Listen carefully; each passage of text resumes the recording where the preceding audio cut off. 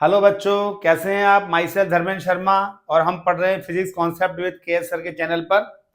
तो हमने last time पर देखा था use of dimensional equation. Dimensional equation का यूज हम कहां कहां पे कर सकते हैं। तो हमने कल दो न्यूमेरिकल देखे थे कि कन्वर्ट आर इन जूल। तो कोई भी आपका यहाँ पे मैग्नीट्यूड हो सकता है, 5, 10, 20 जो भी है। तो ये हमारे पास क्या थी, सीजीएस यूनिट थी और ये हमारे पास एमकेएस यूनिट थी। ऐसे ही एक क्वेश्चन के साथ आज हम इस टॉपिक इस फर्स्ट यूज को खत्म करेंगे। तो मैं एक और क्वेश्चन इसमें ले रहा हूं। हमारा अब है कन्वर्ट 10 की पावर 3 डाइन इन न्यूटन। हम यहां पर 10 की पावर 3 हमारा n है और ये हमारी एक यूनिट है। इसको हम यहां पर अदर यूनिट सिस्टम में कन्वर्ट करना चाहते हैं कि उसकी वैल्यू कितनी आएगी। मतलब हम यहां पर n2 फाइंड करना चाहते हैं। What is n2 in other unit system. तो यहां ध्यान रखें आप, जिस तरीके से अर्ग सीजीएस में है और जूल एमकेएस में है, किसकी यूनिट थी आपके, वर्क और energy. Same as this is unit of force. Dyne आपका सीजीएस में होगा और न्यूटन आपका एमकेएस में होता है। तो मैंने आपको बताया है unknown magnitude equals to known magnitude, और यहां पर अपने पास नॉन यूनिट और नीचे हमारे पास अननोन यूनिट।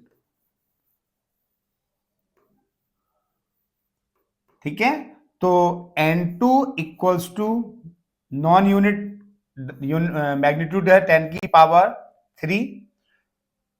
अननोन जो नॉन है वो हमारे पास सीजीएस है और अननोन हमारे पास एमकेएस है। अब चूंकि हमें यहां पर डायमेंशनल इक्वेशन यूज करना है, किसका, फोर्स का। तो देखें अपन n2 इक्वल्स टू फोर्स का डायमेंशन क्या होगा, m1 l1 t माइनस 2। तो 10 की पावर 3 CGS अपॉन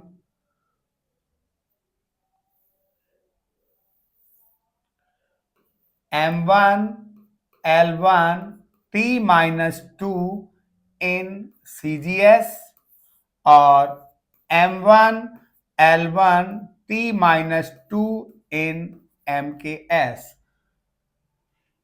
क्योंकि ना तो फिजिकल क्वांटिटी चेंज होती, ना ही इसका डायमेंशन चेंज होता है ड्यूरिंग द कन्वर्जन। सो 10 की पावर 3 सीजीएस में m को क्या लिखेंगे, ग्राम, और यहां पर m को क्या लिखेंगे, kilogram. Both power same. Same है लेंथ को सेंटीमीटर, लेंथ को मीटर इन 1/3 टाइम सेकेंड अपॉन सेकेंड की पावर -2। तो हमारे पास यहां पे आ गया 10 की पावर 3 ग्राम अपॉन 1000 ग्राम, 1 सेंटीमीटर अपॉन 100 सेंटीमीटर पावर 1, और ये सेकंड को मैं कैंसिल कर देता हूं। तो 10 की power 3 gram cancel, centimetre cancel. तो आप देख पा रहे हैं नीचे 10 की पावर 5। रिजल्ट हमारे पास आएगा 10⁻³ - 10⁻⁻² न्यूटन। तो अगर मैं इसका आंसर लिखूंगा तो 10⁻³ डायन इक्वल्स टू 10⁻⁻² न्यूटन। ये मेरा आंसर हो जाएगा। मैग्नीट्यूड आ गया इन फॉर्म ऑफ न्यूटन। अब यहां मैं आपको एक कॉन्सेप्ट बता रहा हूं, 10⁻³ यहां है और मैं 10⁻⁻² को यहां लेके आ जाता हूं, -2। ये हमारे पास डाइन में है और इक्वल हो गया ये 1 यूनिट। तो आप देख पा रहे हैं कि यहां पर 1 न्यूटन इक्वल्स टू 10⁻, ये 2 भी ऊपर चला जाएगा, 5 डाइन। तो 1 न्यूटन में कितने डाइन होते हैं? 10⁵। सेम एज 1 जूल में कितने अर्ग होते हैं? 10⁷ अर्ग। ठीक है, तो ये हमारा first use of dimension equation है, जिसमें हमने किसी भी फिजिकल क्वांटिटी के मैग्नीट्यूड को एक यूनिट सिस्टम से दूसरे यूनिट सिस्टम में चेंज किया। इस तरीके से हम और भी क्वेश्चंस चेंज कर सकते हैं। और इसके बाद अपना सेकंड जो इसकी एप्लीकेशन है, जो इसका यूज है सेकंड, वो है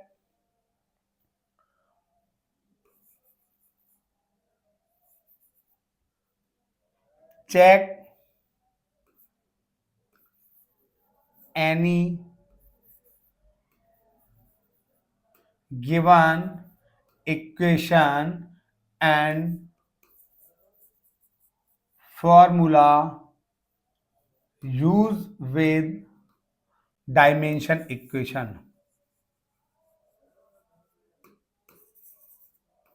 डायमेंशन इक्वेशन से हम किसी भी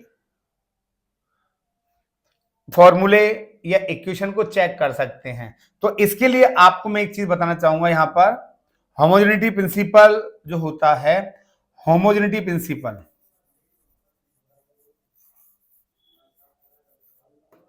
होमोजेनिटी प्रिंसिपल क्या है बेटा?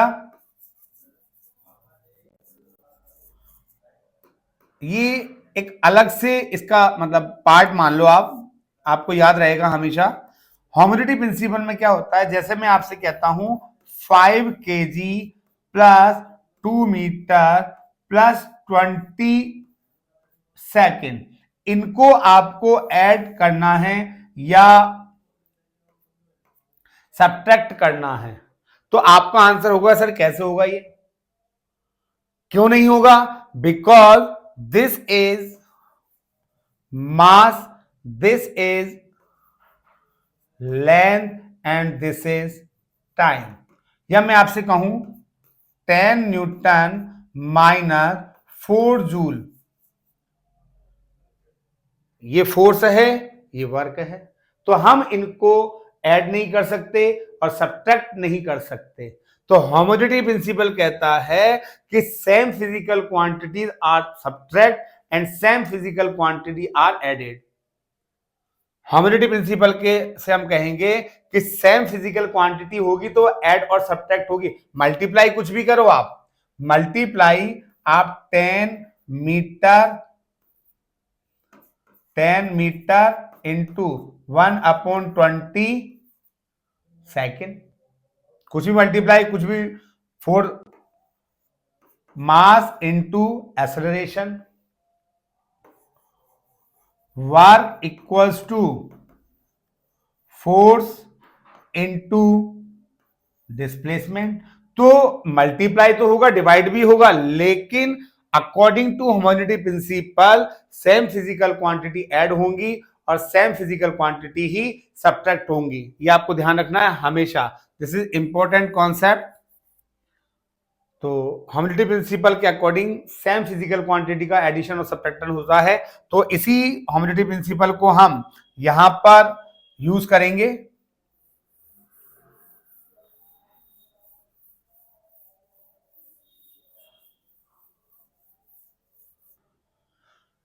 यहां पर आपको एग्जाम्पल से ही हम इसको लेंगे। एग्जाम्पल फर्स्ट है s equals to u t plus half a t square. ये आपको एक इक्वेशन दी गई है जिसको आपको डायमेंशनल इक्वेशन से चेक करना है। तो हम ह्यूमिडिटी प्रिंसिपल डायमेंशन के लिए या हर जगह लागू होता है, तो हम यहां देख रहे हैं हमारे पास एड है, तो इसको सॉल्व करने का वैसे तो आप डायरेक्ट देख लें कि इनकी डायमेंशन सेम है या नहीं, लेकिन अगर आपको एग्जाम में अगर लिखना है तो एक मेथड है। आप सबसे पहले राइट हैंड साइड डिसाइड करेंगे। राइट हैंड साइड में आपका एस है आपका डिस्प्लेसमेंट, तो डिस्प्लेसमेंट का डायमेंशन हो जाएगा आपके पास L1, या पूरा डायमेंशन हम लिखना चाहें m0 L1 T0। अब हम चलेंगे लेफ्ट साइड में। LHS की फर्स्ट टर्म अगर हम देखें UT, U आपकी यहां पर वो आपको वहां देगा, एग्जाम में देगा कि what is S, what is U, what is T। U आपकी वेलोसिटी है, तो वेलोसिटी का L1 T minus 1 into T का हो जाएगा आपके पास T1। तो हम देख पा रहे हैं हमें यहां पर भी क्या मिल रहा है L1। आपकी जो फर्स्ट टर्म है उसका डायमेंशन भी L1 है। सेकंड टर्म को देखते हैं हम यहां पर हाफ ए टी स्क्वायर। तो हाफ ए टी स्क्वायर में हाफ एक कांस्टेंट है, और कांस्टेंट का डायमेंशन में कोई ये एक इसकी कमी कह सकते हैं अपन, लिमिटेशन है इसकी। तो इसको आप छोड़ दें, जो कांस्टेंट है इसको छोड़ दें, हम केवल डायमेंशन पर फोकस करते हैं। ए फॉर एक्सेलरेशन, एक्सेलरेशन का डायमेंशन होता है L1 T माइनस 2, और T का डायमेंशन हो जाएगा T स्क्वायर। तो T यहां पर सेम है दोनों में, तो यहां पर भी हमें L1 मिलेगा। ये आपका कैंसिल हो जाएंगे दोनों, पावर सेम है, सॉरी बेस सेम है, तो पावर जब ऐड होगी -2 और +2 देन 0। तो हमने देखा कि हमारे राइट हैंड साइड की पावर भी L1 है, लेफ्ट हैंड साइड की पावर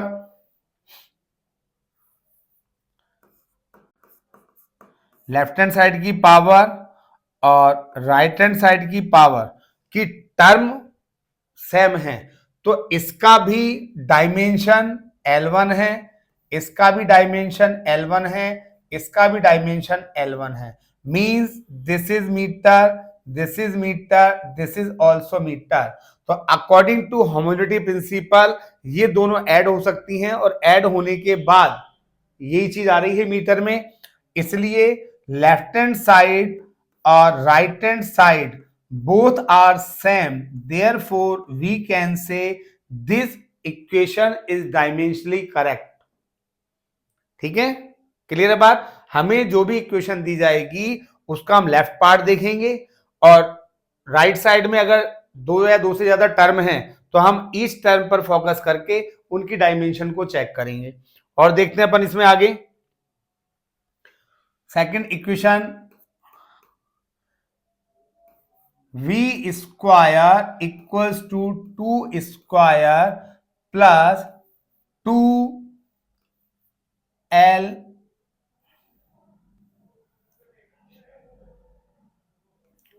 ए टी। मेरे पास कोई इक्वेशन मुझे दे दी गई है v square equals to u square plus 2AT, और कहा जा रहा है चेक डायमेंशनली। तो चेक करने के लिए हमारा सॉल्यूशन क्या बनेगा, इसका सॉल्यूशन में हम देखेंगे सबसे पहले हम जाएंगे लेफ्ट हैंड साइड में जहां हमें वेलोसिटी मिल रही है।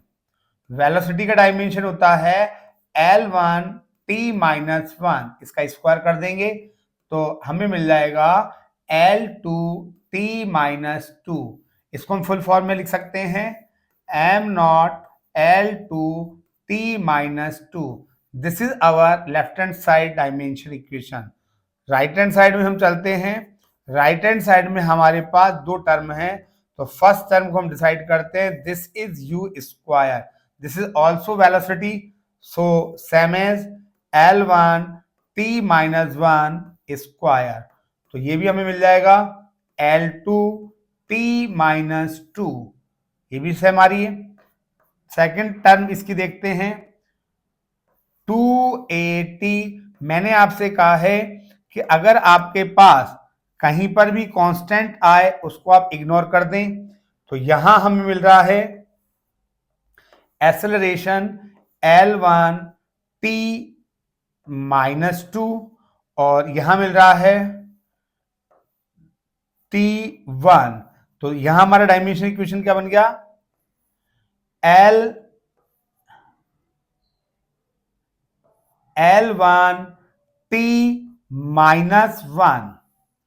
तो आप देखें बेटा इसको, इसमें आपको मिल रहा है कि लेफ्ट हैंड साइड में तो आपका M naught L2 T minus two, first term में भी L2 T माइनस टू और थर्ड टर्म में आपको मिला L1 T minus one. According to homogeneity principle यहां डायमेंशन सेम नहीं है, therefore we can say left hand side is not equals to right hand side, so given equation is incorrect। फॉर्मूले को लेकर अपन फॉर्मूले लेके देखते हैं। जैसे हमें F equals to M v square upon R, ये आपको कोई फॉर्मूला दिया हुआ है और वो कहता है check this formula with dimension equation. तो आप यहां पर देखें, लेफ्ट हैंड साइड में आपको है force F equals to M1 L1 T minus two. Right hand side में आप अगर देख रहे हैं तो M v square upon R, where m is mass, v velocity square और r रेडियस। तो m1 और इसका बन जाएगा L1 T minus one square और रेडियस का बन जाएगा L1। तो आप देखें बेटा M1 अपनी जगह पर है, L कितना है यहां पर L2 है, L की पावर 2 और ये L ऊपर जाएगा तो ये बन जाएगा माइनस वन और T की पावर आपको मिल रही है माइनस टू। तो हमारा डायमेंशन इक्वेशन आ गया M1 L1 T minus to. हम देख पा रहे हैं लेफ्ट हैंड साइड का डायमेंशन और राइट हैंड साइड का dimension both are same, then we can say dimensionally LHS equals to RSS, dimensionally given formula is correct।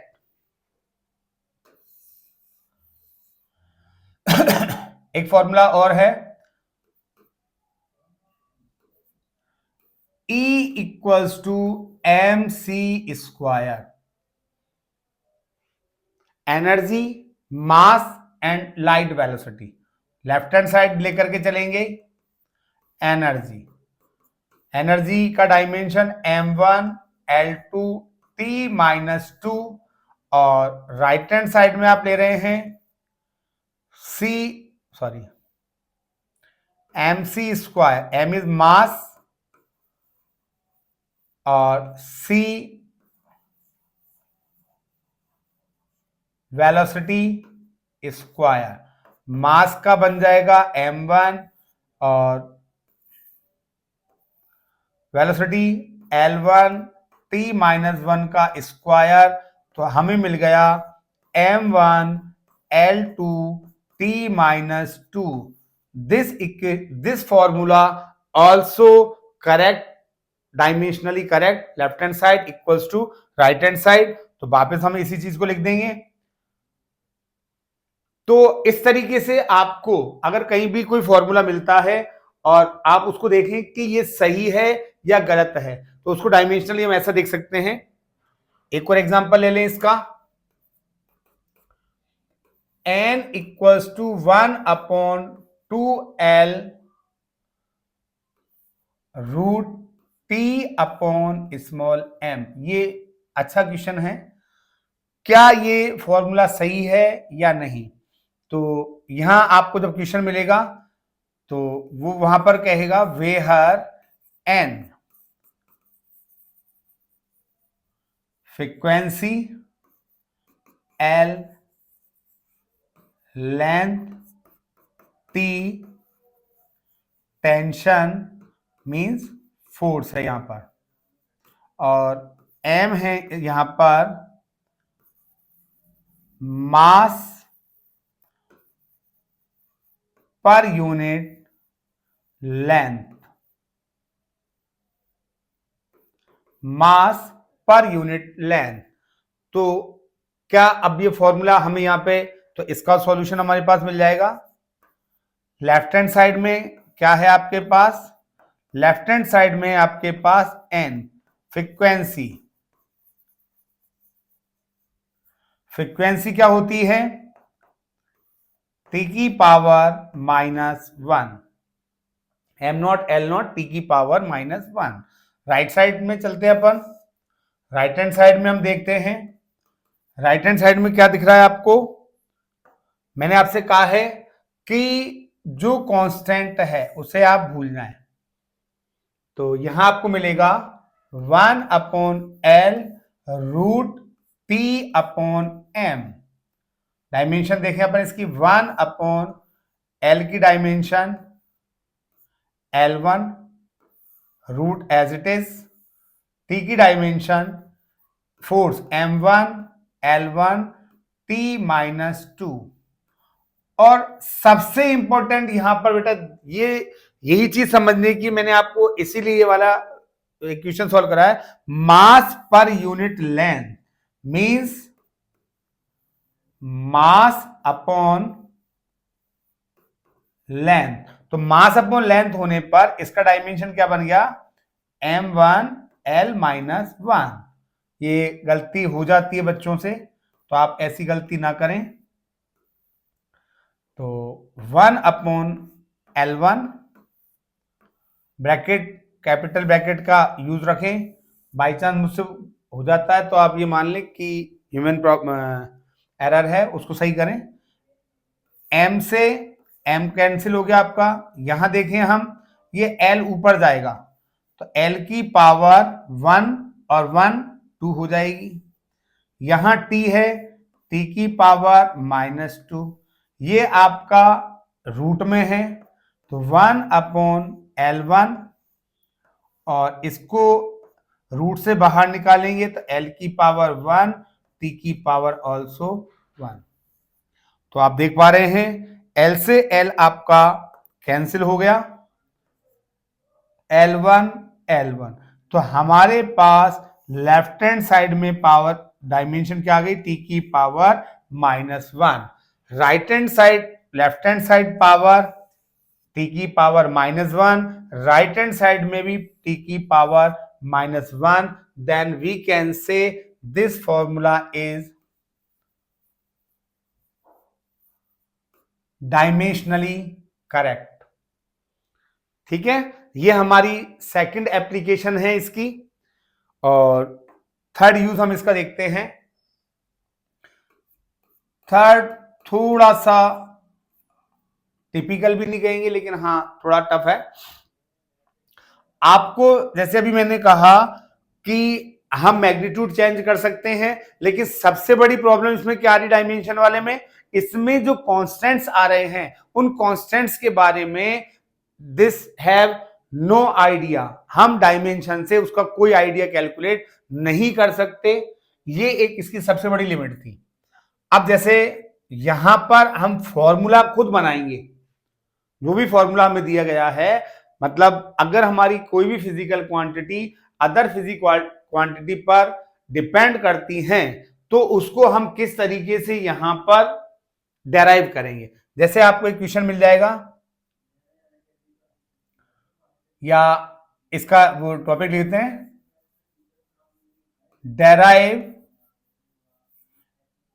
Derive formula bye dimensional equation. Dimension equation से हमें formula calculate करना है। कैसे? यहां एक question लेता हूं मैं एग्जांपल में। आपसे कहा गया है m mass particle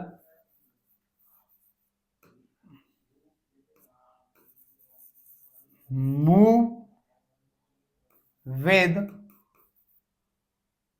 in circular path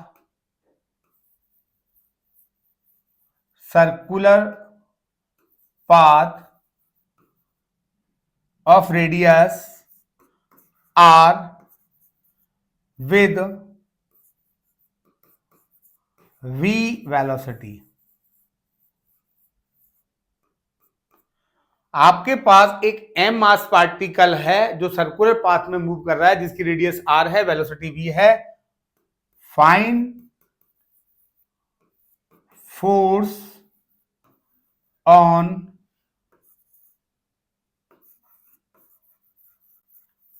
particle which is depend on mass, radius and velocity। एक आपके पास r रेडियस पर कोई भी मास पार्टिकल v वेलोसिटी से मूव कर रहा है, तो इस पर लगने वाला फोर्स हमें कैलकुलेट करना है। तो इसमें हमारा सॉल्यूशन क्या है? आपको ज्यादा कुछ नहीं पढ़ना, लैंग्वेज पर भी ज्यादा फोकस नहीं करना, आपको find force depend on this. जो फोर्स है वो इन तीन फिजिकल क्वांटिटी पर डिपेंड कर रहा है। तो आप डायरेक्ट लिखेंगे force is directly proportional to mass, radius and velocity. इसमें आपको डायमेंशनली बात करेंगे, क्योंकि हम जितने भी फॉर्मूले आप देखते हैं या तो वो फॉर्मूला पावर की फॉर्म होता है, रूट की फॉर्म में हो सकता है, डिनोमिनेटर में हो सकता है, नोमिनेटर में हो सकता है, प्लस में केवल इक्वेशंस आती हैं। तो ये इसकी लिमिटेशंस हैं। डायमेंशन इक्वेशन से हम इक्वेशन डेराइव नहीं कर सकते, यहां हम सिंगल टर्म फॉर्मूला ही डेराइव करेंगे। तो जो आपका फॉर्मूला आएगा वो स्क्वायर की फॉर्म में आ सकता है, रूट की फॉर्म में आ सकता है, डायरेक्ट प्रोडक्ट की फॉर्म में आ सकता है। तो इसलिए हम इसे फॉर्मूला बनाने के लिए हम यहां लिख देते हैं कि जो फोर्स है मास पर a टाइम्स डिपेंड कर रहा है, रेडियस पर b टाइम्स डिपेंड कर रहा है और वेलोसिटी पर c टाइम्स डिपेंड कर रहा है। तो अब ये हमारा फॉर्मूला सही हो गया। प्रोपोर्शनल साइन के लिए हम क्या करते हैं, एक कांस्टेंट डिफाइन कर लेते हैं, MA, RB एंड VC। कहीं पर भी कोई भी फॉर्मूला आएगा, मैं आपको एक दो क्वेश्चन बताऊंगा इसके, तो आपको यही देखना है कि फाइंड क्या करना है और डिपेंडेंसी किस पर है। फोर्स फाइंड करना है जो इन पर डिपेंड है, इनकी पावर लगा दी और कांस्टेंट लगा दिया। अब ये हमारा फॉर्मूला बन गया। अब फॉर्मूला अगर बन गया तो सही बना है फॉर्मूला, और फॉर्मूला सही है तो क्या होना चाहिए, दोनों तरफ का डायमेंशन सेम होना चाहिए। तो कैसे देखते हैं अपन,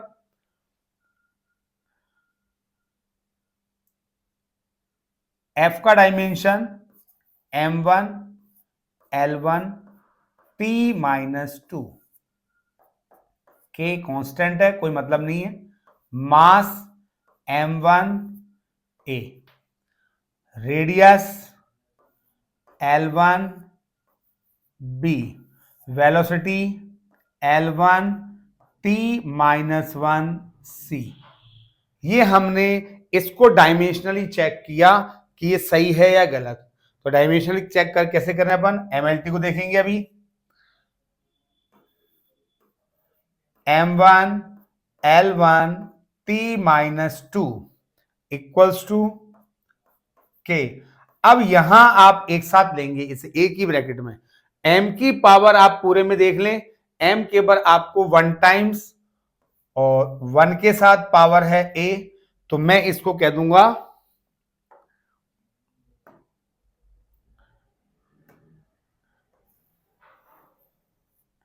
a into 1 means a।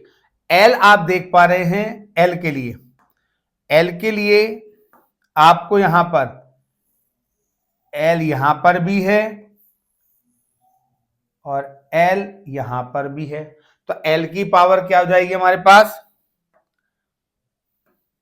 l की पावर b भी है और c भी है, और t की पावर अगर हम देखें तो t-1 एक जगह ये t, तो -c, t की पावर -c, एबीसी आ गया हमारे पास। नाउ कंपेयर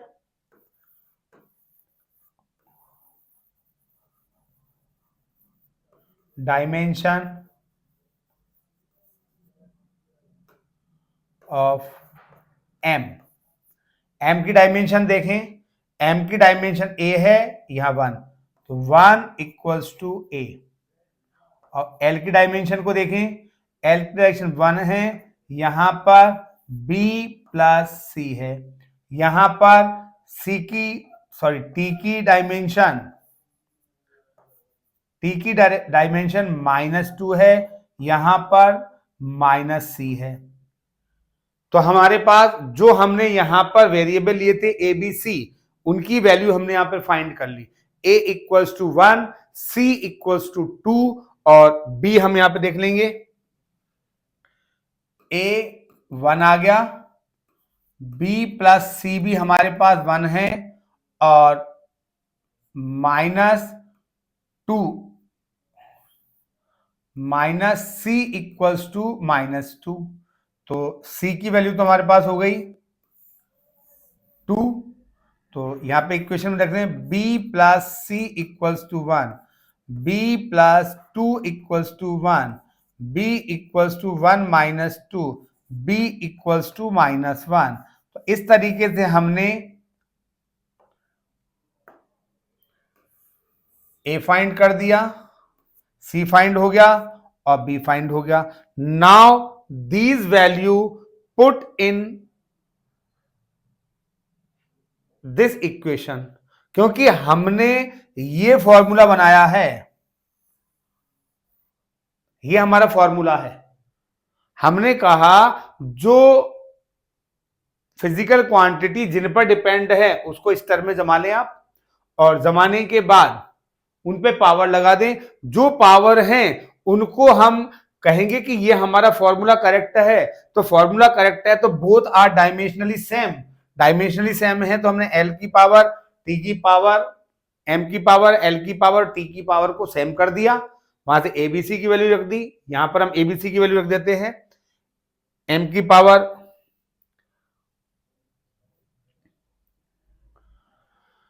हमारा जो फर्स्ट इक्वेशन थी f equals to k, m की पावर a, r की पावर b और v की power c।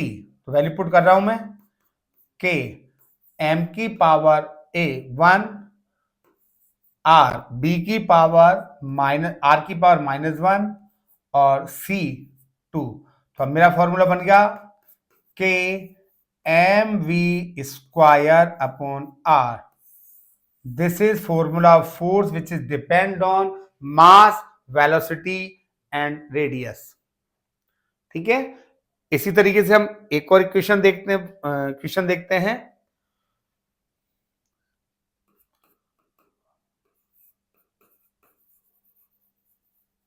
Frequency and is depend on tension of thread, mass per unit length और length of thread। हमारा जो फ्रीक्वेंसी है वो इन पर डिपेंड है।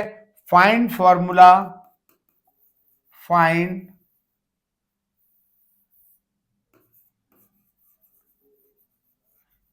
establish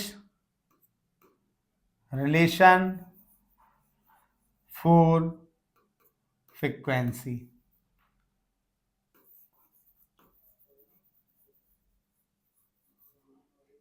फ्रीक्वेंसी के लिए हमें फॉर्मूला इस्टेब्लिश करना है, तो हमारा सॉल्यूशन क्या होगा?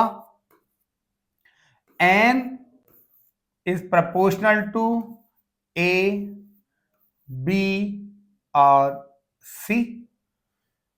रिलेशन किसके लिए लाना है? फ्रीक्वेंसी के लिए, जो किस पर डिपेंड है? t, m और l पर। क्या करेंगे? k t a m b l c, ये हमारी वही फर्स्ट इक्वेशन हो जाती है। और हम ये कह रहे हैं कि ये जो हमारी इक्वेशन है, ये जो फॉर्मूला है is dimensionally correct. Now check this formula. तो क्या करेंगे हम? n m not l not t minus 1 k tension m1 l1 t minus 2 a, mass पर unit length m1 l minus 1, अभी थोड़ी देर पहले हमने देखा था, और लेंथ l1 इज c। इनको पूरा एक कॉम्पैक्ट ब्रैकेट में बना लेके आना चाहते हैं, m not l not t minus 1। तो यहां क्या बनेगा? देखो k, m कितनी बार आ रहा है? m की पावर a बन जा a और b बन जा b। मतलब आप अगर देख पा रहे हैं इसको, तो m, ये रहा आपका m, a टाइम, यहां पर a को हम देखें, m को देख रहे हैं b टाइम, तो हमने क्या लिख दिया? a plus b। ऐसे ही हम t की बात करते हैं, l की, सॉरी l कितना है? वही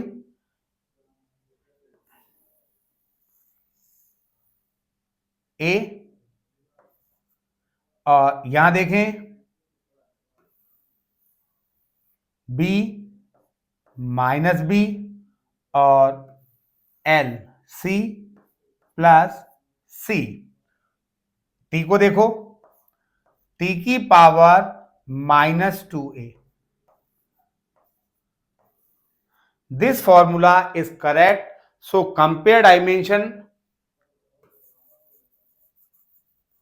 compare dimension of m, l and t।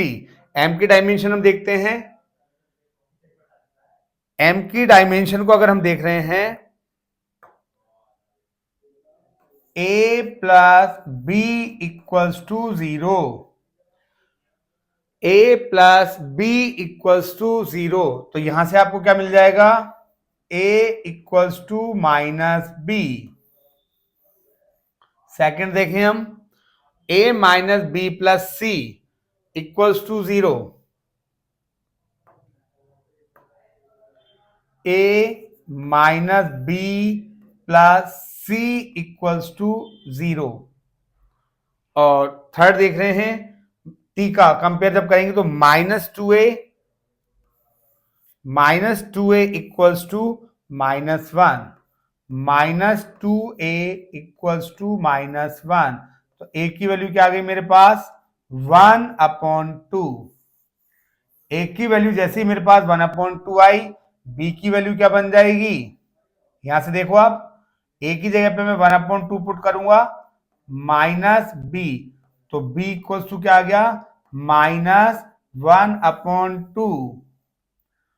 ये दोनों वैल्यूज को मैं इसमें पुट कर रहा हूं, इस इक्वेशन में। यहां पुट कर दूं इनको, तो a की value, sorry, a minus b plus c equals to 0। A की वैल्यू में पुट कर रहा हूं 1/2, बी की वैल्यू में पुट करूंगा थोड़ा ध्यान दे करके, क्योंकि बी के आगे भी माइनस है और बी की वैल्यू भी माइनस है, तो ब्रैकेट का यूज कर लें प्लस सी।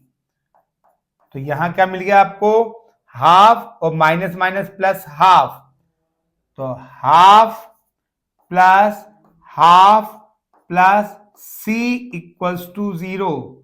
यहां मिल जाएगा आपको c इक्वल्स टू -1। आ गए आपके पास तीनों वैल्यूज, a की वैल्यू आ गई, b की वैल्यू आ गई, c की वैल्यू आ गई।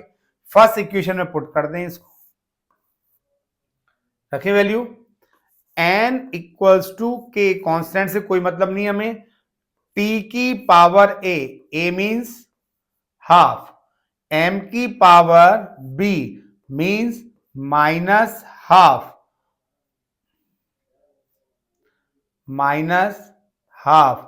और l c की वैल्यू आपके पास आएगी -1। तो इसको हम कैसे सॉल्व करें, k t की वैल्यू हाफ है तो ऊपर रहेगी, पॉजिटिव है इसलिए, m की पावर नेगेटिव है नीचे चली जाएगी, और l की पावर भी नेगेटिव है तो नीचे चली जाएगी। k l को अलग कर लो l, और ये दोनों रूट हाफ पावर में है, इसलिए मैं इसको क्या लिख सकता हूं, √t/m। This is our formula for frequency in term of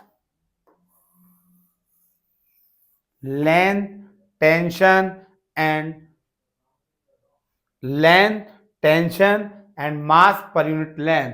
तो आपका क्वेश्चन था frequency n is depend on this, then establish relation for frequency. तो establish relation n 1/L √t/m।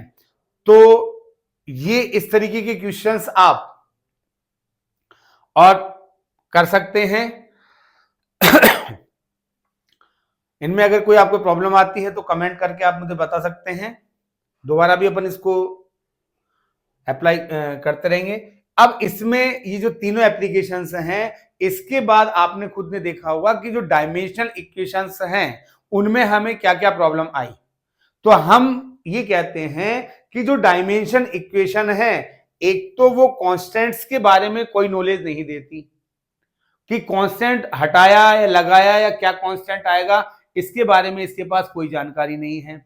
Second ये कहता है अगर any physical quantity depend on more than 3 physical quantity, MLT की बात कर रहा है, और अगर चौथी पे डिपेंड हो गई, जैसे आपके पास करंट है, टेम्परेचर है, अगर इन पर डिपेंडेंसी होती है तो वी कैन नॉट एस्टेब्लिश और can not check any formula by the use of dimensional equation.